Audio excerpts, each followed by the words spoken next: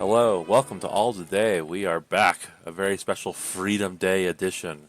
It is just Cheston and Derek this week. So, Cheston, how you doing? Well, I mean, it's Freedom Day, so I'm naked. I don't know about you. Not naked, but hanging in there. It's very cold down here. Having second thoughts about this. Yeah, you didn't. You got too excited the podcast. Yeah. You saw Joey Chestnut eat a bunch of stuff and got all eager. So Did he eat naked? probably. I haven't God. watched the hot dog eating contest in a long time, so I just assume they're all naked while they're doing it. If they had a pay-per-view version of the hot dog eating contest where everybody was naked, I'd probably pay for it. Oh, of course, American tradition. Watch them dunk that hot dog into water and then maybe drop a little crumb on their bare chest. Yeah, well, Yeah. Kobayashi trains all year for it, so Oof, yeah, I don't want to get our audience too hot. I know. Gotta cool things down. It's summer. Well, now that we got the pleasantries out of the way, what have you been playing?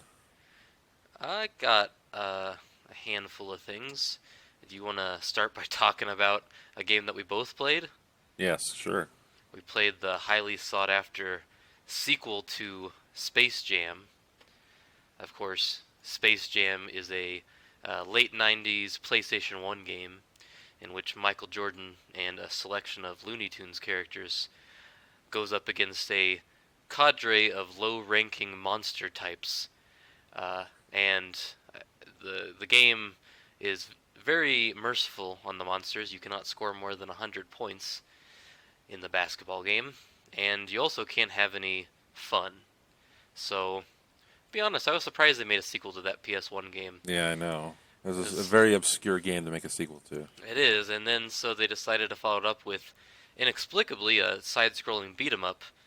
So this time around, we have LeBron James, Bugs Bunny, and Lola Bunny doing their best TMNT Hyperstone Heist impersonation through 4 levels? Something Was like that about that. how long it was? 4 or 5. It's only like Yeah. 40 minutes long. No, it was actually 30. Our completion time was 30 minutes. Oh, I see. So, my impression of this game, which is about as stock standard as a beat 'em up can be, given that you pretty much just have the hit button, the jump button, and then you have a special ability that drains your health, Streets of Rage style. I was fairly accepting of it. How did you feel? It was fine for what it was. I think partway through this, I said, I hope this game is free when it comes out for real, and you replied, I think it is. So, since it's free, I've got no qualms with it. It's perfectly fine. Yeah, it's really hard to complain about a free game, and, it is, for a free game, it's pretty competent. It kind of takes me back to the kind of games you might make for a licensed property on the Game Boy Advance. Yeah, I'd say it does a good job of advertising for the upcoming movie, which is also a sequel to the PlayStation 1 game. Oh, God, they made a movie sequel to the PlayStation 1 They game? did. I know, shocking. You also pointed out about the original game, about how like the Monstars have like no stats at all. They're very bad compared to the Toon Squad. I wonder why they needed to recruit Michael Jordan in the first place. You think they could have just done it without him? Yeah, I think they could have easily won if the stats are anything to go by. Like Bugs Bunny alone, it could probably take on three of them at once.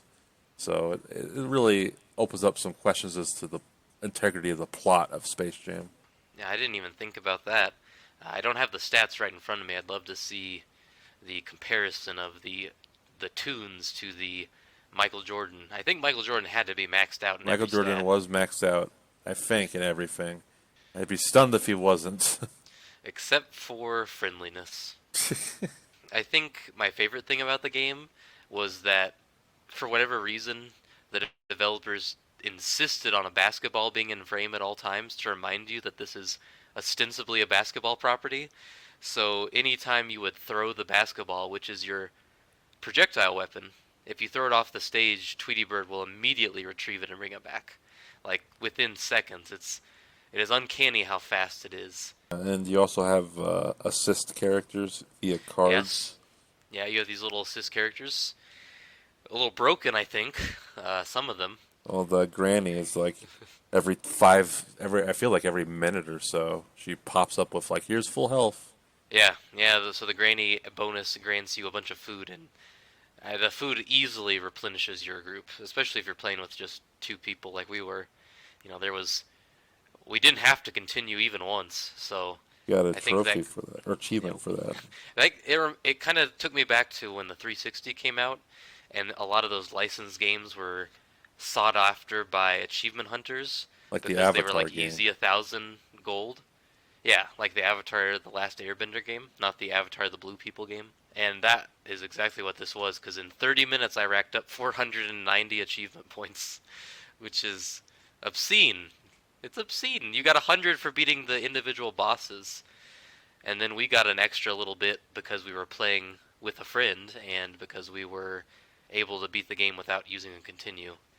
And beating the game, playing with a friend gets you a rare achievement. Only like 5% of players did that. Most of them were rare achievements, even Yeah. completing the game, even though it's only 30 minutes.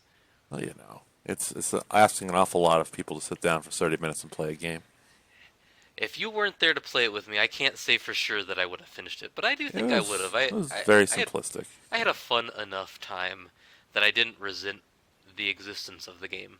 Yeah, it was all right. It Yeah. was okay for a movie advertisement. You can't do much worse. If more movies want to advertise with really quick throwbacks to 90s arcade games, then I'm here for it. I'm Yeah, cool with why it. not? Why not? Yeah. I mean, any game where I can play as LeBron James and throw basketballs at robots is pretty cool too. Yeah, I've already got HBO Max, so they're not really selling me anything I don't have. So That is fair. I also have HBO Max, and we'll almost certainly be watching whatever the heck Space Jam 2 actually is. that is correct. So that's Space Jam, and then the other thing that I got into this week, another Game Pass perk, is the Bug Fables game that I brought up almost exactly a year ago. Derek, do you remember what Bug Fables is? Yes, it is Paper Mario, but not with Mario. Yes, this is the game that last year, when everybody was throwing a hissy about the Origami King, I said you should need to put your money where your mouth is and buy this indie game. Of course, I didn't buy that indie game. I like the Origami King, but I waited and my patience was paid off because it did finally come to Game Pass as a nice little bonus release to start the month of July. Well, I watched a trailer for this via I don't know like Game Pass, and it literally just looks like Paper Mario but with bugs. Yeah, it is pretty literally Paper Mario. I mean, down to so many little details, it is the same game. Think about even little things like in the original Paper Mario, when you defeated an enemy, they'd spin around in a circle, and these little orbs would come off of them to signify the experience points you get from the battle. And then they would accumulate in the bottom right hand of the screen, so you knew at the end of the battle how many points you were going to get. Well, that's still here. That's been translated to this game. At every time you level up, you get to pick one of three characteristics to upgrade: your health, your MP, or your capacity for badges, which another Paper Mario standby. Hmm. So, oh, and it's also got a paper aesthetic, so Yes, it that's a pretty does. big one. And I have to say that I am really enjoying it. I think it's a charmer like the original Paper Mario was. I'm enjoying the ways that it is diverging from Paper Mario a little bit because the game isn't led by Mario as a protagonist. The main characters actually have some things to say, so they have a little more stakes in the story, and I think all of their dialogue is pretty charming. It's all very simple. Those Paper Mario games are supposed to be like bedtime stories for children, and so Right. this is also in that same vein. So all of the dialogue is very light and fluffy, and occasionally funny and quirky and all those things. I'm just curious how many people will actually play it because I've said this before, but I think part of what makes Paper Mario is that it's using Mario characters. It's I don't know. I feel like the simplistic combat is harder to carry with a unique property. So the combat is a little more interesting. That's one of the places where they've done a few things to change it. So I would say the main thing they've done is that, unlike the past several Paper Marios, but more like the originals. You have partners, but you have, instead of just you and Mario and one other character, you have three characters. They all have hit points to monitor, which did not used to happen. And in classic Paper Mario, Mario is the only one who had health. So, your allies didn't matter quite as much, other than for support purposes. Right. And the battles are also, from my experience, a little bit harder.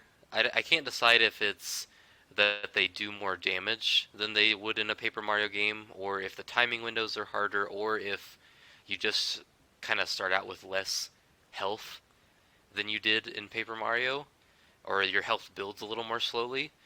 But what I found is that in each area that you explore, I am actually having to use health items, and I am actually often looking forward to the next save point that heals me completely. Because usually by the time I'm through an area, my characters are starting to flag a little bit. Yes. That's not to say I've had to continue yet. I haven't had a game over or anything like that. But I have had some battles that were close, and that's not something I'm accustomed to in Paper Mario. It's kind of nice, though, because like you said, when you lose that Mario factor, does the gameplay stand on its own enough to keep you going? And I think so far the answer to that is yes. Yeah, I'm not surprised to hear that it's more difficult. Paper Mario's kind of a walk in the park. Yeah, so something else I've really enjoyed playing through this game is, the combat in Paper Mario is a tightrope to walk, because like you said, it's really simplistic, it's a walk in the park. But, I don't know, I was never really bored by those games. No. And RPGs tend to be a little longer, so you must have to pull a pretty crazy sleight of hand to have such easy combat and then still be enjoyable. And Paper Mario accomplished that with dialogue, it accomplished that with really charming enemy encounters, and also those games are really snappy. Like, your fights were never very long or dragged out, so you were constantly being engaged, and you might have to think in a battle, like to strategize, but it wasn't like long thought out strategy, I don't know, Final Fantasy Tactics style. You weren't staring at the board thinking whether or not this is the right move. And this game keeps it moving pretty well. Like, it's a little harder and you do have to strategize, I think, a little more, but it never bogs you down where you're just like, okay, this battle's been going on and on and on. Like, when I've been playing, it's been very smooth and it's just kind of kept running for, the hour or so that I've sat down with it. Nice. So it's captured that element of Paper Mario too. I really think it's done a good job of capturing all of the positive aspects of Paper Mario, aside from the likeness of Mario himself, and it's avoided some of the potential downfalls you might expect, like being kind of boring, which is something I think I was kind of worried about. I thought a non-Nintendo Paper Mario game might be kind of dull, and so far I'm pretty well into it and looking forward to getting a good deal further into it. Well, I'm glad to hear that it's not boring. Yeah, I actually do think you would enjoy it as a nice, comfortable game. I do think the Switch is probably the platform for it, but I mean, it's free on Game Pass, it has crossplay with PC. I don't think you can really go wrong anywhere you can play it. I'll have to give it a try. I certainly want to. It seems interesting. Yeah, as someone who didn't like the Origami King that much, I think this would be more your speed. And honest to goodness, I wish Nintendo would contract a company like this to come in and do some of the franchises they don't want to. Like Paper Mario. I Right. think if these people were given the license, they'd do a darn fine job. They'd knock it out of the park. Yeah. Oh, the music slaps too. I should say that. Slaps, quote unquote. It's pretty solid little track for the battle tune, especially. Well, I'm glad that it met your expectations. Filling that void Yes. of Paper Mario in your heart. Oh yeah, it's only been a year since the Origami King, which was one of my favorite games of last year, and so I'm glad that I have something new to fill that spot. Another reason to put off finally finishing Thousand Year Door. Yeah, you need to go back and see why people enjoy that so much. It's quite the game. Well, I know why people enjoyed that game because I loved it. But the problem is that I did one of those no-nos as a child. I asked for a game. Actually, no, I didn't ask for a game for Christmas. It was my most anticipated game of the year it came out.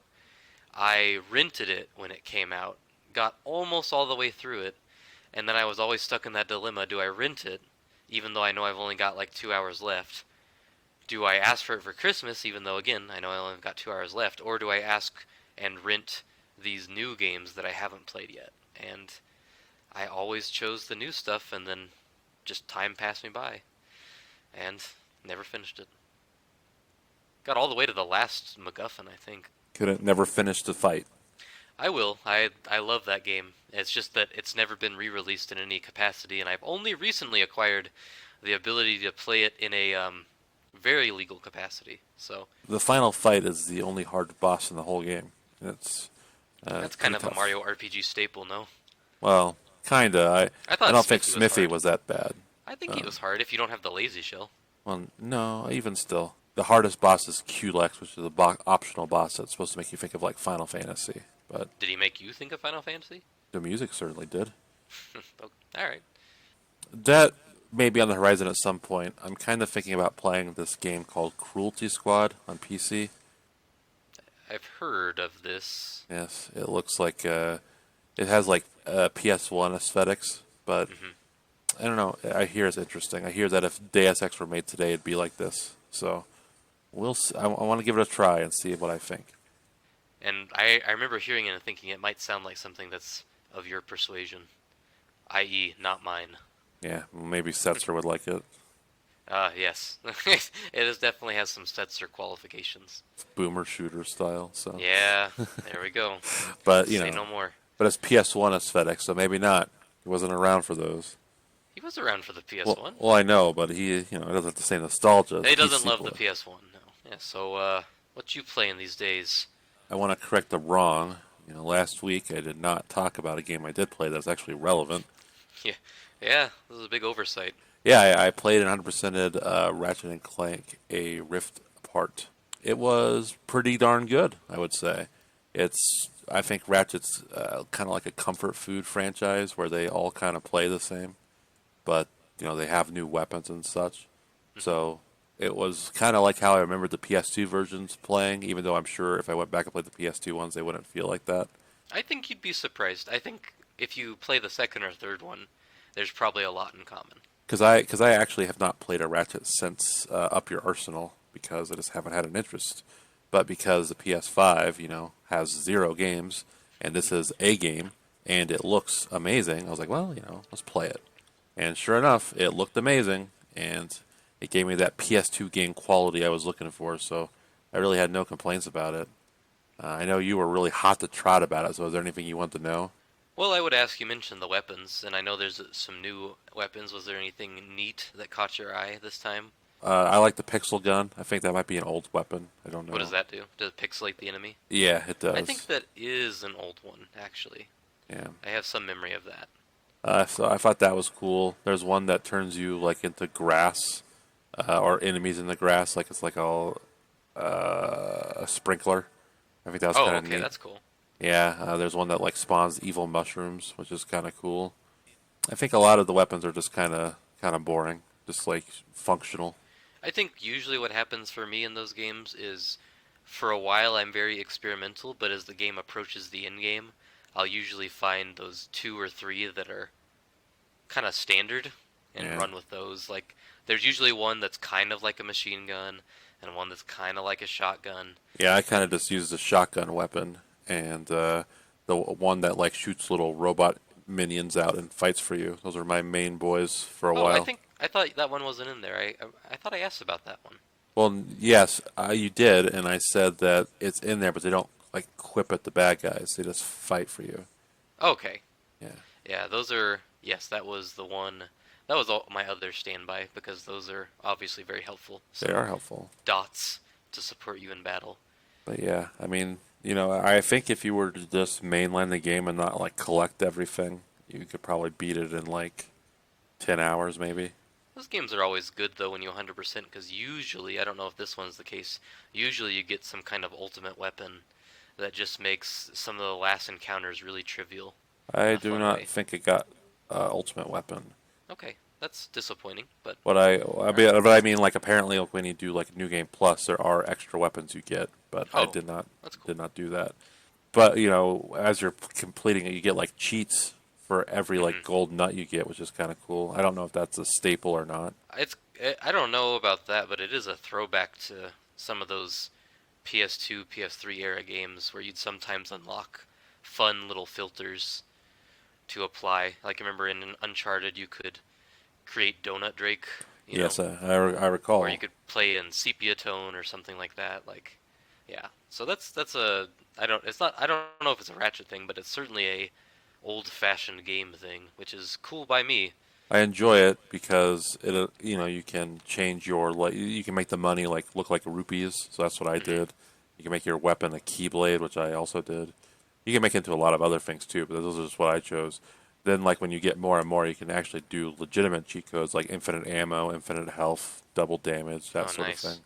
So if you want to just like cheat and have fun, you're able to, which I kind of miss. I feel like a lot of games don't offer you cheats anymore. So Yeah, that's one of those things I liked about those games. They were never about being ridiculously challenging or having these complicated mechanics. It was usually just about dropping you in some neat worlds and letting you have some fun however you choose. yeah, it's fun. It's mindless entertainment, I would say. Yeah.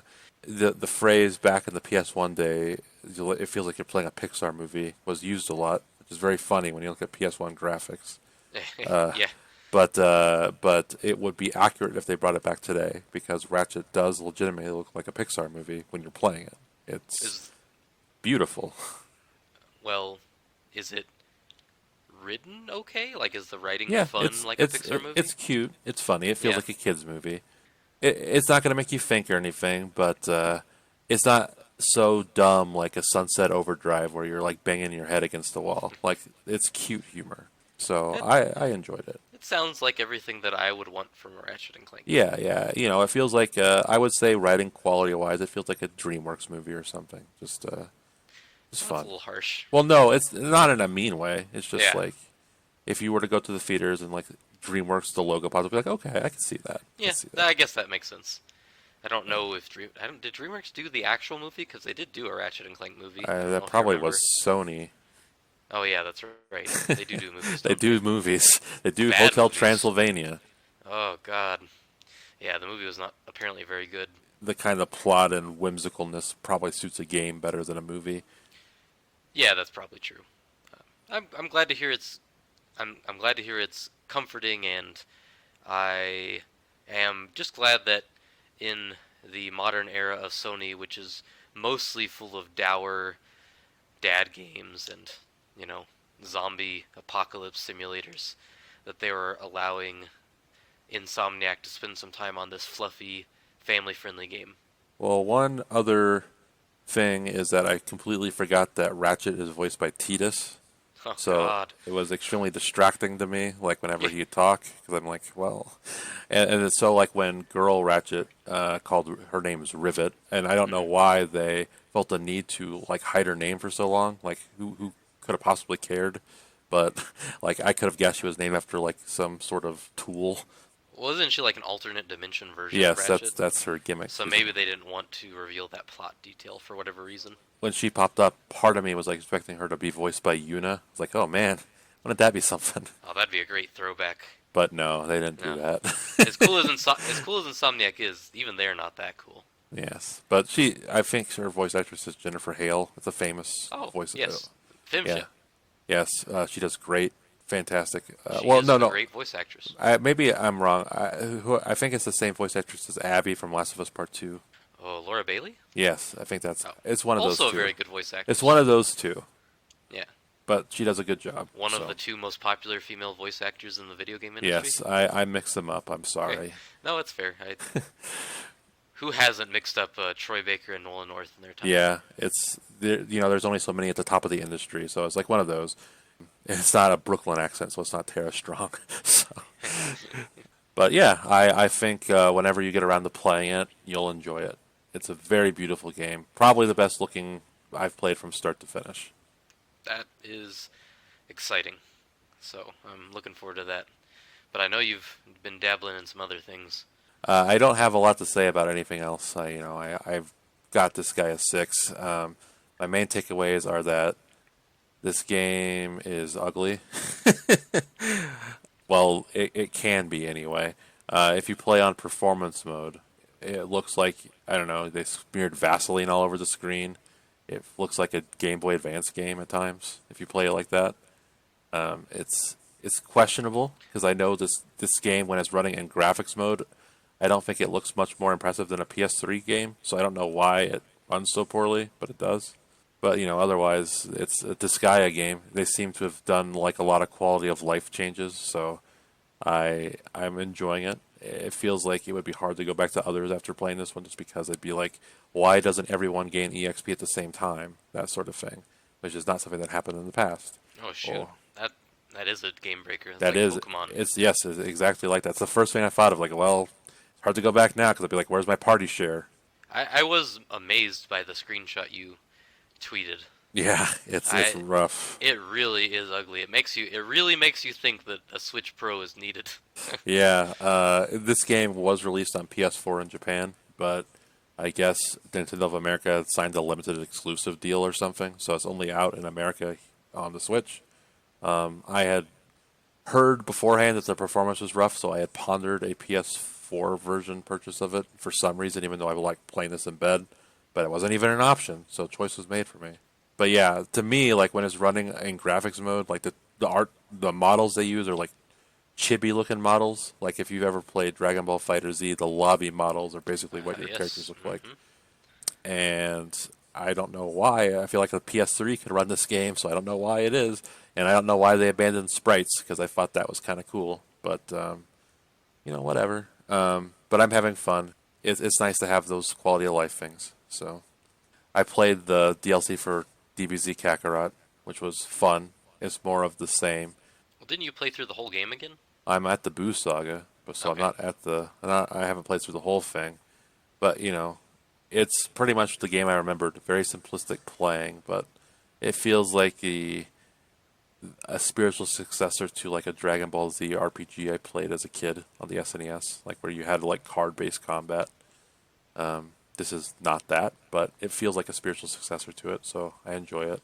The Trunks DLC is fun. It goes through the alternate future where the androids kill everybody. So you get to see like how he dealt with Majin Buu at the very end, which is kind of cool. That's alluded to in Super, so it's the first time I think anyone's really touched on it. Does this game have the blessing of Toriyama? I don't know. Okay.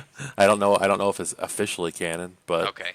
I mean, it plays out like they say it does in Super, where Boo never really shows up because Trunks killed Dabura and Bobbity. So, but yeah, it's solid. It's a solid piece of DLC. And if you want to play a solid DBZ game like that has great presentation, that's the one to do it. Better than Legacy of Goku. Yes, yes, far better than Legacy of Goku. You do go punch around random enemies, but no, you don't have to. You don't have to go punch dogs for 4 hours to beat the Ginyu Force. Again, So. you don't have to do that. That was a choice I made. Well, you needed to because you were too weak to handle it. No, So. I got lost. I wasn't too weak, and then I was too strong, and beat the entire game with the entire Ginyu Force with 5 punches, which was comical. As a child, I actually wondered like, why is the Ginyu Force so easy? I thought it was, and then when I beat Frieza in like 3 punches, I thought, okay, something's wrong with this. Yeah, that's actually a complaint I have about this game and Dragon Ball Z games in general, is that the big squash battles I remember are not squash battles in game. And for people that don't know what a squash battle is, it means when one person destroys another where they barely get any offense in. So like when I think of that, I think like Goku kills Rikuma in one hit, or the fight against Nappa or something, where it's just like a quick little fight that shows the dominance of Goku. That's not really represented in game. Like when Trunks fights Frieza in this game, instead of like a quick like sword slash boom, it's like a normal fight, and that kind of sucks. I mean, I know like from a gameplay perspective, you don't want to have like short little baby fights, but I kind of like that, like showing the power of the newcomer sort of thing. Yeah, So, I think it's important, and it's one of the main problems with modern wrestling games. So sorry, Setzer. If you leave for even a minute, it's gonna happen. So we had to. well, when Goku shows up on Namek, he's supposed to be like super strong. He's supposed to like destroy the Ginyu Force. You're supposed to be like overwhelmed by his power. And in this, it's like, well, you have a fight, and it's just a fight. So, Yeah, Ginyu or Captain Ginyu takes you to the brink. yeah, Yeah, it's kind of a letdown, but every DBZ game is like that. It's not exclusive to this. Yeah. So, One of these days, someone will figure out that if you're making a story-based game, sometimes your story-based encounters should emphasize the story and not the game. right. They do. Luckily, one of my other favorite squash moments is when Gohan goes Super Saiyan 2 for the first time. He immediately he one shots the Cell Juniors, which had at that point been like killing everybody else easily. So it's like holy shit, he's strong, and that is shown via cutscene instead of a fight. So Ah, so you get to see him like just that's a destroy bummer. these things. Well, yeah, but at least it's accurate in that way. So So do you play as other people besides Goku in those yeah, games? you play as Goku, Gohan, Trunks, Vegeta, and Piccolo, and then you have party members that throw assists. So you have Krillin, Tien, Yamcha, Chaozu, the standards. But anyway, enough about Dragon Ball. It's fixing to get real busy for what I've been playing because I don't know, in a couple weeks, The World Ends With You Neo comes out. I'm excited for that. Yeah, the Stealth Yeah. Kingdom Hearts sequel. Yes, I want to play Scarlet Nexus at some point. I might wait for it to go on sale, but it's out and I'm interested in it. And yeah, so there's stuff on the horizon. Yeah, download Bug Fables. Whatever I'm playing, I got to get through it because I got other things coming up. So Yeah, I don't know how long it is. I'm only 3 hours in, and I'm in chapter 2. I have to imagine if it's really like Paper Mario, 20 hours, I would say. probably 8 chapters, probably 20 hours. But I guess that'll do it for what I've been playing. So get on to the news. No Setzer, so what do you got in the news for us? All right. Well, I have picked some stories that would make Setzer proud this time. There's only one Nintendo story. Only Oh, one. wow. Well, I see Yeah. we're starting in the stables this week. We are.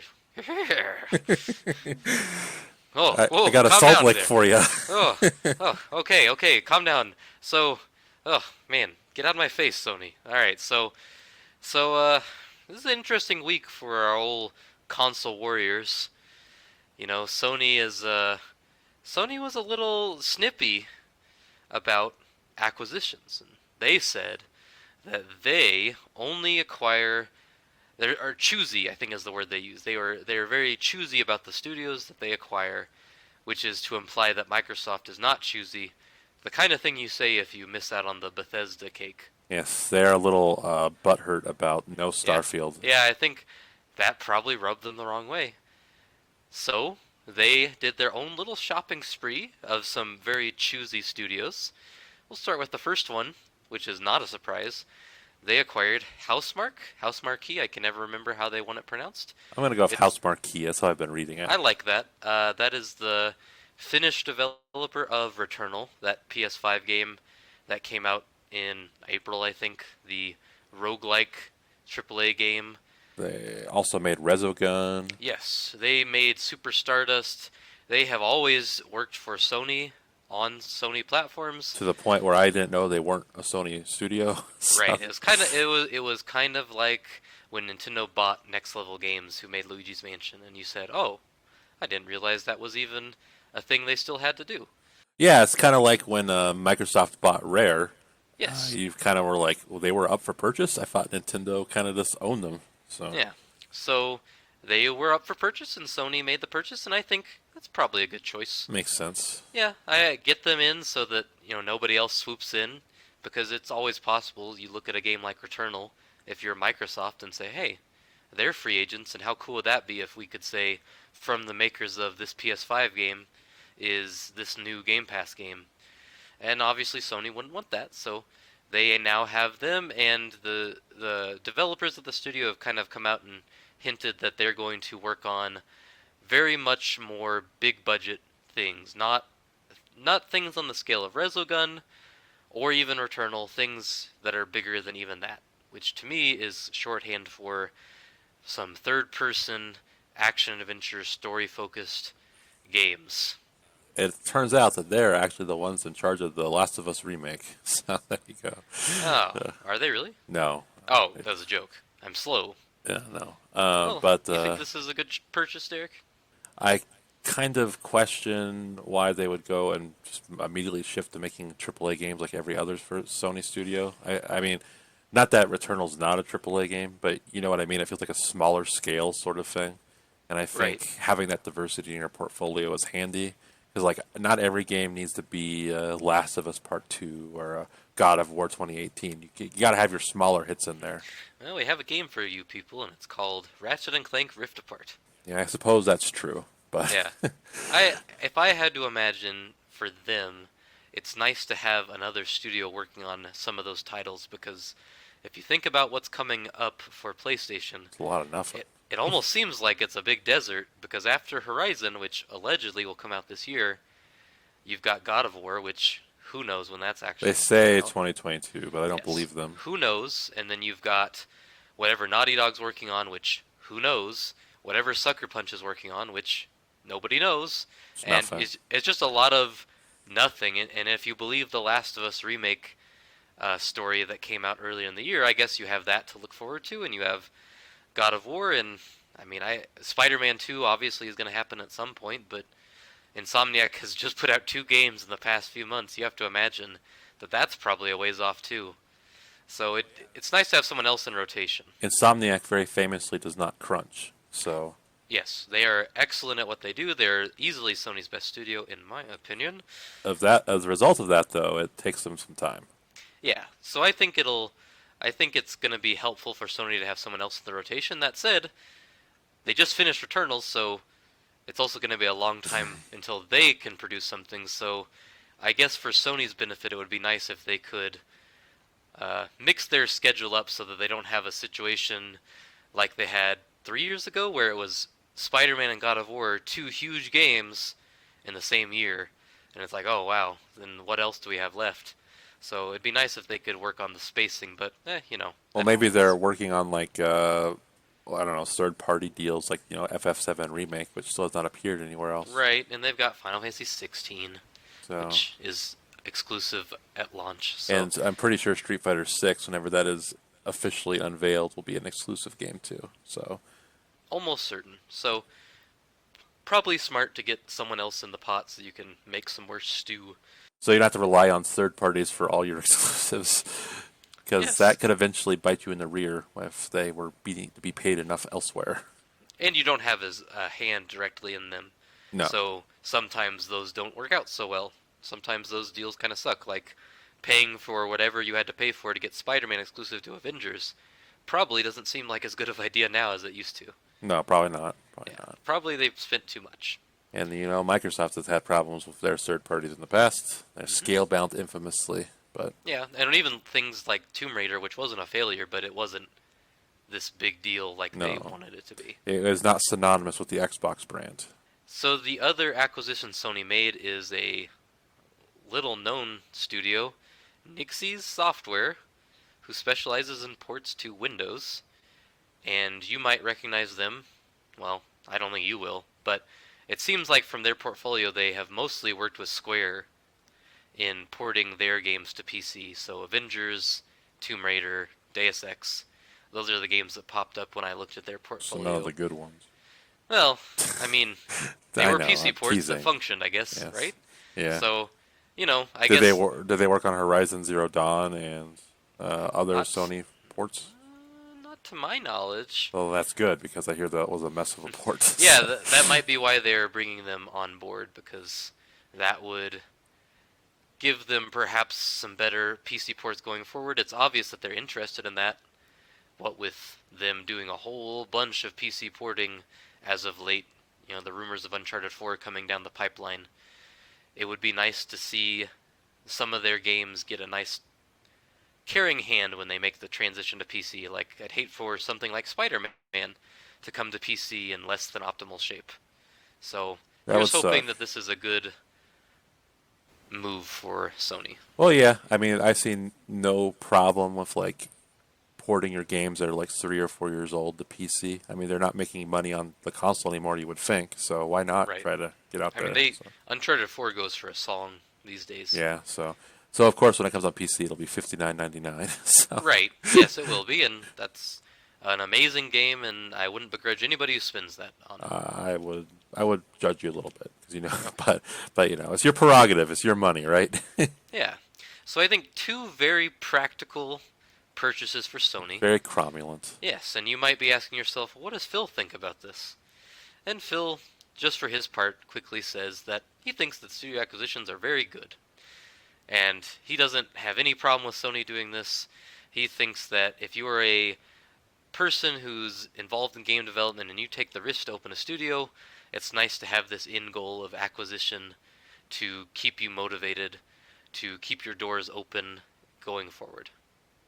So what do you think, Derek? Are acquisitions, is Phil right? Are acquisitions like this good or bad? I do not want everybody acquired. I do not want everyone working for a master. I want some companies to be freewheeling. So if the end goal was every company, every third party getting acquired by someone, I do not like that. But I do not Yeah, think that'll ever happen. I don't So think studios like Sega or Square need to be acquired. Now, I think Square could use some management training, but whatever. That's fine. I think I think like studios like say I think Housemarque is a good example because they made a lot of smaller games, and so what if something like theirs if something of theirs flopped, there was a good chance that they might be shuttered. And so right, it's good when they're acquired because it at least gives them a little more comfort or room for failure, I suppose. Not that you're immune, but it helps. And then you have studios like Double Fine, which is pretty small, and Microsoft acquired, of course, several years ago. And Double Fine doesn't operate on big budget games, so if one of those didn't pan out the way it was supposed to, they could easily be out. And so it's good for those kind of studios. But I'm with you. There are some places I don't want to be acquired. well, look at EA's graveyard, like Right, like Bullfrog. BioWare didn't need to be acquired, and something like, let's say, Bethesda really probably didn't need to be acquired. But But that's for smaller stuff, it's okay. yeah, for little developers, I'm cool with it. So if they want to do that, or I mentioned earlier, Nintendo acquiring next level games. I mean, they're a very specialist kind of game maker. They made Mario Strikers and Luigi's Mansion. I'm cool with them being acquired. When are That's they going to get whatever. way forward? They might as well. That would be a that'd be a great acquisition. they really should. They really should get way forward. You're right. And get Shantae and Smash for reals. Yeah, that's right. Yeah, none of this me costume nonsense.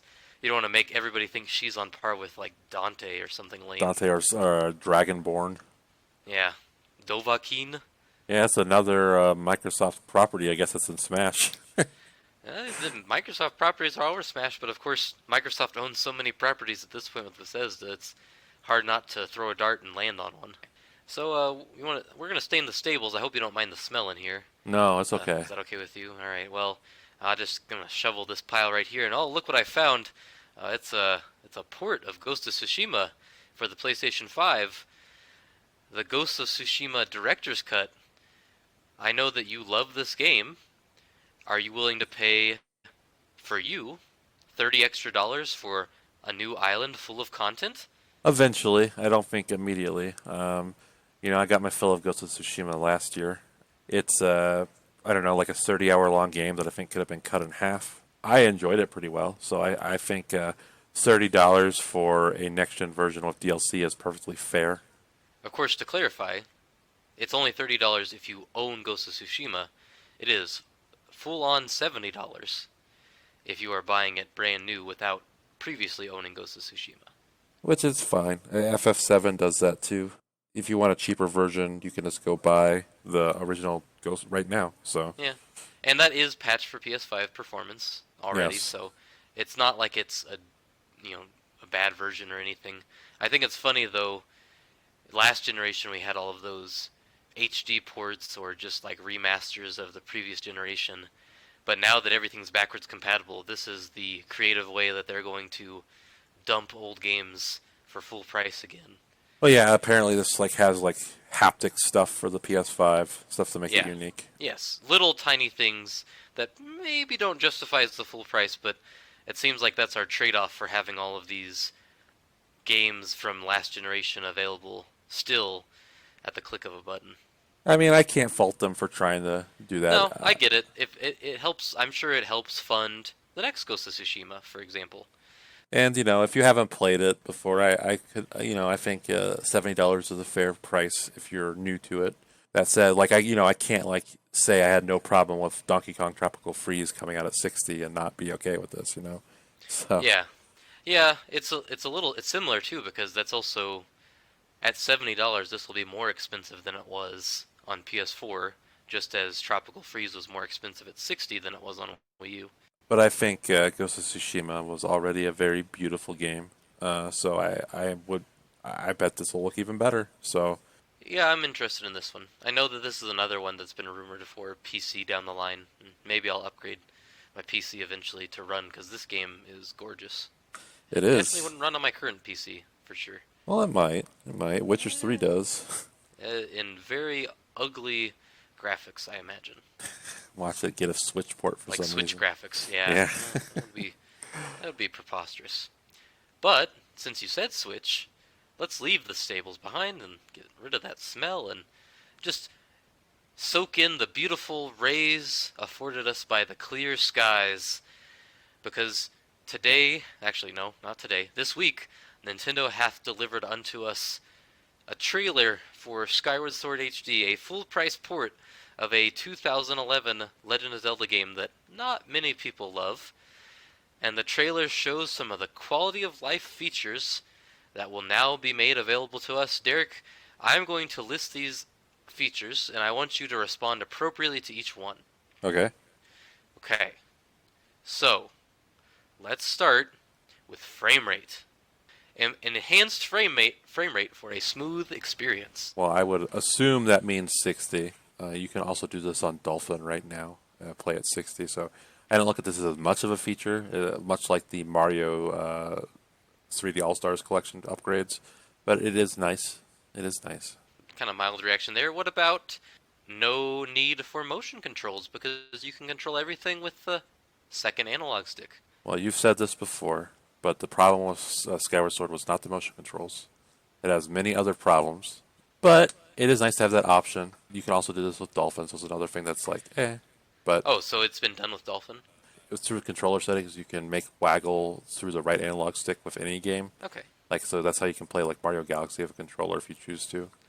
I've been a little nervous about the stick controls because you're doing so much directed sword slashing. Yeah, I think the motion controls worked fine with Skyward Sword. I enjoyed the dueling, in fact. But I will probably play this with a Switch Lite, so I need those controls to be good. I haven't decided if what I'm gonna do, but I mean, I generally like playing with a controller and not like having to get up and fling around. So I'll probably end up That's doing that. That is fair. I don't picture you as a Connect player. No, All right, so kind of muted reaction there. I'm with you. Not the problem with that game. Again, I said it. You cited me, so of course I think that. yes, So the other thing. Here's one for you. Ability to skip cutscenes. yeah, that's something that should have been like you don't even need to advertise it. Like I think any remaster should offer that because it's returning players coming back. One of the strangest things about FF10 remaster is that you can't skip cutscenes in FF10, but you can skip them in 10.2. So it's strange. So I think this is something that is like a no doubter should have been included. So thank you for highlighting it. I suppose You can also fast forward through dialogue. I like this because Zelda dialogue can run really slow sometimes. All Nintendo games have very slow dialogue, Yeah. so anytime they want to speed it up, like in Pokemon where it gives you the ability to set it to fast, that is okay with me. Yes, I'm thinking of like the Ocarina of Time cutscenes where they like crawl when you're like learning yeah. about the origin of the Triforce. God, that is a long scene, isn't it? So having the ability to make text move a little quicker is appreciated. Okay, so I agree with you there. How do you feel about the ability to manage more easily how often your guardian spirit Fee pops up to guide you? Well, it's very handy because if you've ever played Skyward Sword, Fee is like 20 times worse than Navi, whose whole gimmick was she's annoying. Every 5 seconds, she's popping you up to tell something, like say something to you, like, "Oh, your batteries are running low," or "Oh, did you know about this?" Like, yes, okay, I'm just trying to play the game. Get off my case. So the feature here is that they made her less annoying. So I approve of that. I think the main problem with Fee was that you didn't have the control, because Navi you could a lot of the times just ignore. You have to press up C in order to hear what she's saying, and you could just choose not to. But in this game, Fee would just unsolicited pop up a lot. Yes. So I think that's a really obvious change. The final change, which, hey, this is the real winner right here, is that now when you save and quit out of the game, and then you come back, you will not have to get the same tutorial dialogue for every item you pick up. Yeah, this is a baffling inclusion in the original. I don't know what they were thinking when they made it so every time you like play the game again, it's like here's the tutorial text for the items you picked up.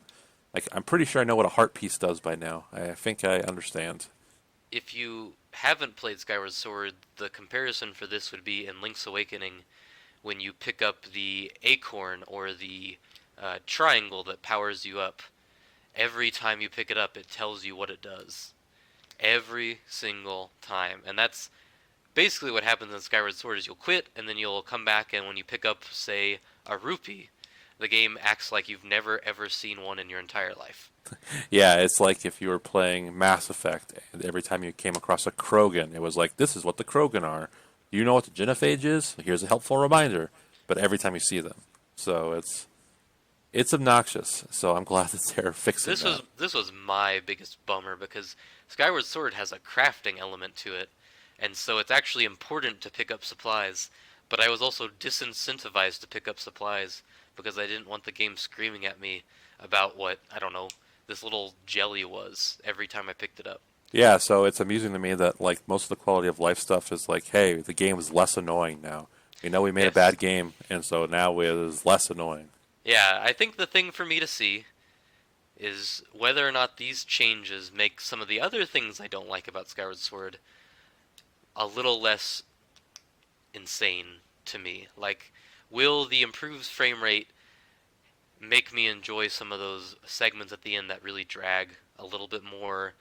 Will the ability to fast forward through dialogue or skip cutscenes make the 3 fights with the imprisoned more bearable? I think that all remains to be seen. Well, I will say that when Skyward Sword came out, I felt that it was like the first game that needed an HD remaster immediately. I think the art style looked gorgeous for the Wii, but it was like desperately needed like a little kick up. So I think visually speaking, for those of us that don't, for those of you that don't have access to this game on an emulator or something, this will be quite a nice looking experience. I was going to buy this game almost out of obligation Yeah, because same. I love Zelda, and even though Skyward Sword is probably my least favorite 3D Zelda, it's still Zelda, and Yeah, and I haven't played Skyward Sword since it came out. right. I've So only finished it once, and I was kind of curious to see if my feelings on it changed anyways. But now, instead of just being like, I'm gonna buy this because I'm a sap, it's more like, I'm gonna buy this, and I'm actually kind of looking forward to I'm it. gonna give it a fair chance because I've had my opinion change on Zeldas by replaying them. Like I think I used to think Twilight Princess was a mid-tier Zelda, and then I replayed it like 2 years ago. Like you know what, this is actually really good. So Yeah, I don't know that Skyward Sword is gonna do that, but I'm interested to see. And you if never nothing know. else, it'll be nice to have a very traditional Zelda on the Switch because as of now we have the portable Zelda Link's Awakening, which is traditional but, top-down portable game, and we have Breath of the Wild, which is anything but traditional. And so this is one of those Zelda games. Well, in Zelda, like when a new one comes out, it's always kind of exciting. Like I know this is a remake, but it's still a new game. Yeah, So it's still. I think there's going to be a lot of people who are playing this one for the first time yeah. because, in terms of the series, Skyward Sword is not one of the better performing games, despite being on the Wii. Yep, it was when all the hardcore players had jumped off the Wii at that Yeah, point. So. I only got Skyward Sword because someone I wrote for at the time bought it for me as a gift. It's the only reason, and I'm a huge fanboy, so it shouldn't surprise anybody, but that there's a lot of Zelda fans who maybe missed this one. It'll be exciting to see all the reactions. So 2 overpriced ports that we're both probably gonna buy. Yes. In short. Yes. But at least I'm only getting $30 out of Tsushima. So. That's true. Yeah, not a full 70, but Yeah. we'll kind of take a detour here and talk about some new happenings out there in the world. Some maybe lower profile in the case of this next one. It's kind of like a remake. So everyone knows that Left 4 Dead is the most important game of all time. Apparently. It's the only way to explain all the different Left 4 Dead games coming out in the near future. And not one to be left out, Remedy, the developers of the wonderful weird Alan Wake and the also strange Control, are making their own Left 4 Dead game. It is a PvE game set in the Control universe, and I will tell you, Derek, as someone who likes Left 4 Dead, I don't like this because this is not even a little bit of what I liked about Control. No, when I heard that the Remedy people were making a new game, I was like, oh man! So it was another one of like their weird Alan Wake Control style games, and no, apparently we need another Left 4 Dead. They did And clarify that they're making another AAA title in the Control universe, but they haven't shown that. So now we get this, which is, I mean, it's whatever. I'm not gonna begrudge them their little side project. they can do it, but who is the audience for this? I feel like people that are into Control games don't really care about this sort of thing. It reminds me of that era in the 360 PS3 generation when everybody was doing something with zombies, Yeah, and so then everybody got zombie fatigue, and now we're coming back to fatigue. Or we're gonna come back to a point where we're all fatigued about games that are like a game that was based around zombies. We're gonna have all these Left 4 Dead likes, all of these 4-player cooperative games, and we're gonna be like, oh man, I am just tired of walking around with my buds and shooting these mobs and mobs of the same kind of enemies over and over and over for 10 to 15 hours. I'm just over it. well, yeah, I just have no interest in it.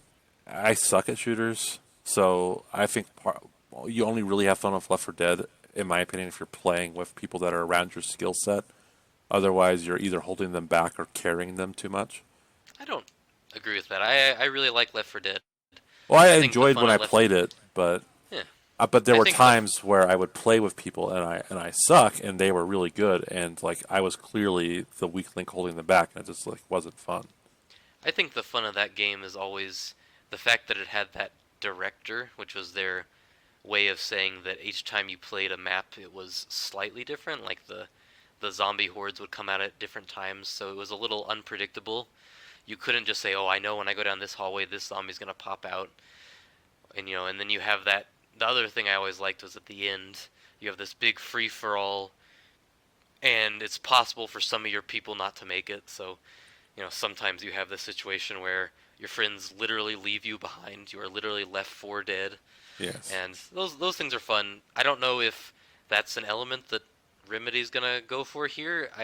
I'm trying to picture what this game could be like, given that I've played Control, and you know, I can't really picture this at all. Like, there's only one setting in Control, and it's a weird one, but it's one setting. Maybe those spooky monsters are just in hordes now. I mean, they were always in hordes. You fight huge mobs of them in Control. Well, I haven't played Control. Give me a break here. The benefit of this would be that there would be some amount of psychic nonsense, I imagine, which could be fun, but Like Psychonauts. or like Control. Or what's that? Psyops. Yep, there The we go. Mind Gate conspiracy. Every time I think about it, I can't think of the name, but Psyops, yes. Yes, Psyops, the Mind Gate conspiracy. You have to say the whole name. Yeah, Psyops, It's the like Mind Air Gate. Guys. God bless the ring. God bless the ring. I'm glad that they're allowed to make whatever weird nonsense they want to make. I am more interested in seeing what they do next with Alan Wake. But I think the only one of these that's going to do any sales will be Back for Blood, and that's just because it's the Right. developers of the original. I think the people who I don't actually. I was gonna say the people who like Left 4 Dead are gonna know that Back for Blood is by those people, and that's who they're gonna go to. That said, I actually know some people who are really into Left 4 Dead, so I should ask them. Yeah, you should. Get back to me on that. Maybe Yeah. they're just like, we're just going to stick with Left 4 Dead 2.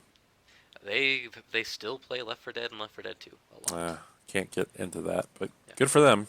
I play it maybe once a year. So while Control will be continuing to be with us for the foreseeable future, something that's not going to be with us for the foreseeable future, well, yeah, no, I'll stick with that, foreseeable. EA is planning for their EA Play event, and to get ahead of some of the speculation, BioWare on Twitter came out and said, guess what? No Mass Effect, no Dragon Age at EA Play. We do have the Old Republic, but Oh boy. but we will not be showing any of the two big games that everybody's excited about. I think you and I are both surprised about Dragon Age, no? Yes, I am quite surprised. So on one hand, I think it's good for them that they got out and said it quickly, because speculation would just be rampant, and not those games being a no-show would have been a problem. So good for them in that regard. But how could you have nothing to show for Dragon Age yet? This is a game that should be relatively close. I would say next year is when I think it's going to come out, and we know nothing about it at all. Yeah, I do think it's odd. I've heard some people say that they've heard that they're really just in the thick of development and they don't want to take the time to prepare a presentation, and I get that, but Maybe they learned from Anthem. yeah, I think a lot of these studios though that are working on these long in the tooth development games should start to do what they've done in some corners of Hollywood, where when they're preparing a movie, sometimes they will just put pictures out there so people can at least get the Uncharted movie. We haven't seen a trailer for it, but we've seen pictures of the movie, so we have an idea of what's going on with it and what it looks like. Yeah, no, I don't want And to I see think, it. yeah, exactly. And I just think if you put out like a screenshot of Dragon Age 4, honestly, that would go a long way towards making people feel better. Because I bet even with the success of the Legendary Edition of Mass Effect, there are probably still a lot of people out there who think that they just aren't certain that new BioWare can make a hit in the Dragon Age universe. And so just even having a picture of like a guy with a sword might ease their conscience a little Well, bit. yeah, but I mean, on the other side of the token, like Mass Effect not being there is like not surprising. No, I can't imagine. I don't understand why they needed to say that, because they've literally just announced that Mass Effect's coming back within the past year. So Yeah, I think that won't see much work until Dragon Age is pretty well out the door. So anybody who expected Mass Effect is crazy, unreasonable. insane. They're unreasonable in At, their at at requirements. best, I would have been like maybe an Andromeda sort of like re-release. I don't know. Like we made it good this time. At best, is that at best? That's at best, because like Mass Effect 4 or whatever you want to call it has got to be so far off that it's like barely a twinkle in their eye. I'm curious about it, but obviously I had no expectations. I honestly have no expectations of seeing that till somewhere around the end of this generation. I want to say I bet probably Game Awards 2023 is what that'll pop I back up. heard that allegedly now Grand Theft Auto 6 is something that is looking at a year like 2025. That's what I heard, That's kind but of what I see for Mass Effect. I also think that is just speculation. Like I don't think Rockstar has been out there saying 2025. It's just like someone guessing. No, but it wouldn't surprise me if that was true. I wouldn't surprise me if they never made one. It's just like That's we're also patching true. GTA Online forever. Yes, that is also true. Well, if this announcement left you wondering what on earth is going to be at EA Play, then you're not alone, because that's exactly what I asked. Is it just going to be an hour of Pele on stage kicking a ball around? Hope so. Unfortunately, it is not. It is going to be, allegedly, the showcase for a revival of Dead Space. Yes. Specifically, it's going to be, according to rumors, of course, a remake of the original Dead Space, with Resident Evil 2 Remake being cited as the inspiration source material. Oh, so it's just like how Resident Evil 4 was the inspiration for the original Dead Space. Yes, so Derek, is this going to bring Dead Space back onto the big stage? Well, here is my immediate qualm. This sucks that it's a remake. Dead Space is already kind of like readily available on Xbox, and I'm sure they could release like a Dead Space collection on PS4 and no one would complain about it, or I PS5 played Dead even. Space last year, and it plays just fine. Holds up. I don't think this needs to be remade, just like how Last of Us doesn't need to be remade. So if I was a Dead Space fan, I'd be like, why aren't you making Dead Space 4? Why do I need to play the same game again?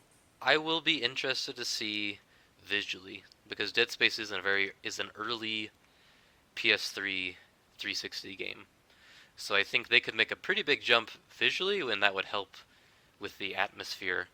I would hope that they don't touch it too much, because a lot of what I liked about Dead Space is how that game has a very minimal UI, Yeah. intentionally so, and that is really cool. It has a lot of things in the environment that give you hints to like how much ammo you have or what to do next, rather than having a bunch of blips on your interface to guide you. And I like that. And I do always worry when they remake these kind of games that they might look at it as a quality of life improvement to give it more UI. And I am always against more UI, pretty universally. So that does make me nervous. I'm interested to see what Dead Space with these modern consoles looks like. With HDR, that could look really good. I wonder. My thinking on this is that the reason they might be remaking it instead of just doing a new one is that they did this with Mirror's Edge, and when they made a new Mirror's Edge, everybody hated it. So, because they didn't make a good game. right, so maybe this is their way of calibrating expectations. Like, okay, let's put this Dead Space out there and see how people respond, and then maybe we'll have a better idea of what people still like about Dead Space, and we can make a new one that branches off of it. Of course, that'll be awkward because would they then make a Dead Space 2 again, or would they make a Dead Space 4, which follows off of 3, which is the one that people weren't huge on? Who knows? My qualm with the Mirror's Edge comparison is I feel like the popularity of Mirror's Edge has always been severely overstated. I liked it.